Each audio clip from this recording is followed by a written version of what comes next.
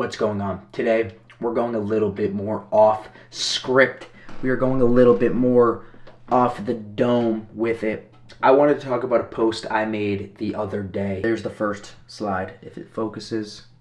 I wanted to talk about it in depth because it's a pinned post on my Instagram, TikTok, posted over here on YouTube, and it kind of summarizes my journey, but I wanted to get in depth about my journey, where I've been, how I've done it. And so the first slide, it talks about the moment I realized chasing the look in the mirror wasn't it and why I started chasing athletic performance instead.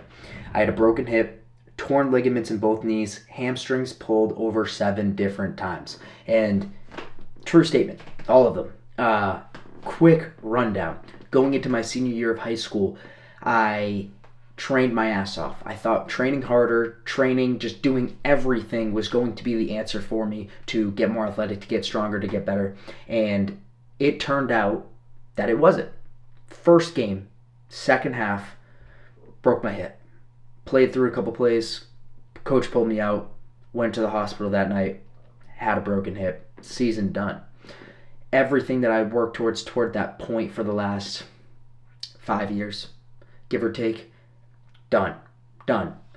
And so that was kind of a catalyst moment in my life. It needed to happen in my life. I wouldn't be where I am now if it wasn't for that moment, but that is what started this kind of roller coaster of events. And I had injuries in the past, but this was the first major injury. A year after that, played at Dean College because all the other colleges that were interested in me dipped out. They said, hell nah. I thought, go to Dean. It's a lower level school, but the goal is to get some good years under my belt, get some good experience, play some frickin' football, and then maybe transfer out, go to a higher division, maybe live out this dream, go play professional football if God allows me to do that. Like 70% through the season, like game 8, something like that, partially tore my MCL, partially tore my meniscus. That took me out for the rest of that season. Was doing good up to that point, but that got me out. New school. I, at this point, had a coach, which we'll talk about later on, and I had a coach. I've had a coach this whole time, but I was training on top of my coach's wishes, and that was screwing me over. And so get to UNE in like the first week of camp, going hard as fuck, obviously. You go from 0 to 100 because there's no amount of training that will train you for pre-football camp.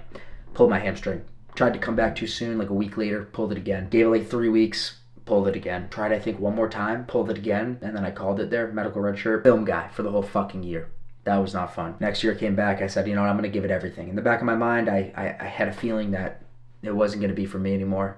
I was playing scared, but I said, you know what, one more year of giving it everything that I possibly have. Everything. And I did that.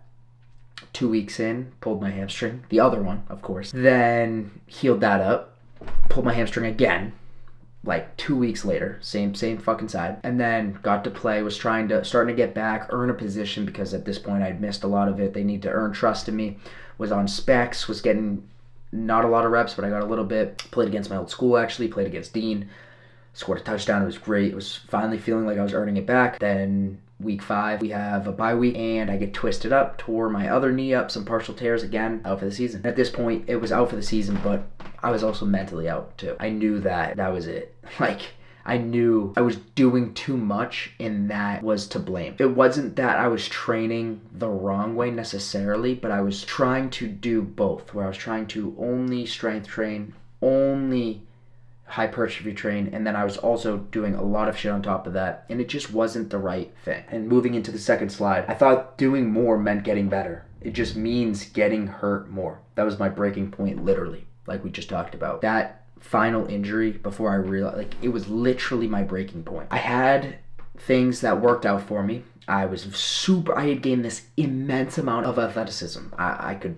vertical jump 38.5 inches. I could broad jump 10 feet. 5'10" was like 4.14 seconds, which is really fast. My squat, fucking speed with 405, 425, speed reps, getting stronger overall, plyometrics, jump. Like, I was gifted, and I worked for that gift athletically, but for some reason, it just was not transferring to the field. It was doing all that extra shit that screwed me on the field of football. I don't think it screwed me overall, but I think it screwed me on the field of football, and I think it was God telling me, it's your time. Until getting into the third slide, I had got a coach, I ditched aesthetics first training, and I built everything around strength, plyos, sprints, speed work, peak performance. It's not a phase, it's how I train now, period.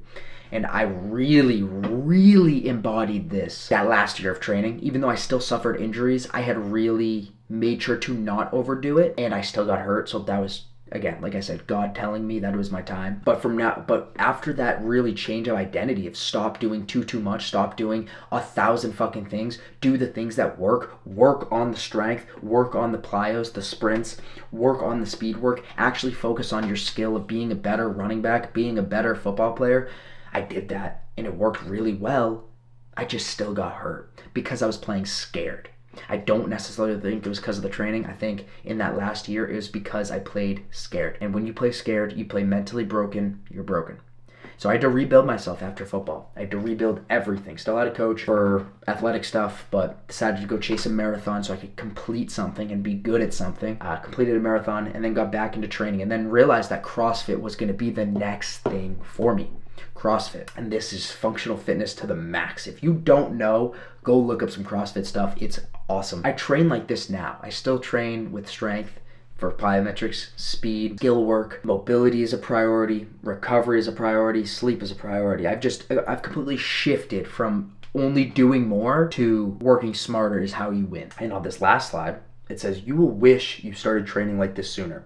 When you start, the urgency, the explosiveness, the pure purpose it gives you when you train to be built to perform. And Built to Perform is my company's name, my coaching structure's name, and it's the truth. Training with purpose, training with intent, not just going and sitting on a machine. It changes your life. Being able to just do this shit at a high rate, have goals set for the year or for the month, and aim for numbers on the bench, squat, deadlift, clean, snatch. Aim to get these explosive, get them better. Aim to jump, sprint on a weekly basis. So if you have to jump or sprint in real life, you are ready. And for me, that's in competition, but it's also for real life. And that's why I can apply to literally anyone, even if you're not competing. But what I would say is to compete. Find something to compete in. Sign up for a race. Sign up for a competition. Sign up for a CrossFit like I'm doing. Like, find something to compete in. Because even though my football career is over, my athletic career isn't over. And I will never stop being an athlete. And that's what I preach to everyone. That is what I want you to know. You will never stop being an athlete. You will only stop being an athlete when you mentally stop being an athlete. And that's my story. Yes, was that very summed up? Can I get into way more in-depth detail? Of course, but that's where those slides come from. And that's where I realized that this training is the way to train. No one wants to sit on machines and only hypertrophy train. Even the bodybuilders. You look at C-Bone. Dude's training like a fucking freak now. Look at Alex Eubank. Dude's training functionally now after training just aesthetics. Do not get me wrong. Are aesthetics awesome? Yes. But the aesthetics will come as a byproduct of you training like a motherfucking G. Look at these CrossFit athletes. I'm going to pop a couple up. Look at them. Try to tell me that they are not aesthetic. Try to tell me that they are not Greek gods. And they train for functional use. They do not train to just look good in the mirror. Because then you have the people that train to just look good in the mirror. They can't do what these guys can do. And these guys can do all the things and they still look like these guys look in the mirror. Of course, not one-to-one, but look at these motherfuckers. It is possible. Break that limiting belief. Start training functionally. Start training like a motherfucking G. Videos are weekly on here. You want to sub. Like, this is the journey. I'm going to keep doing this. Like, there's no stopping. Like, there's no stop unless I'm dead. So, follow along. Subscribe if you want.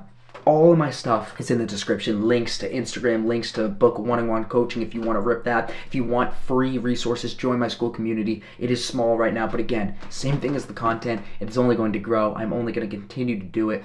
Like, there's no stopping, so I have no other choice. And just keep being fucking dangerous. Build yourself up to be built to perform.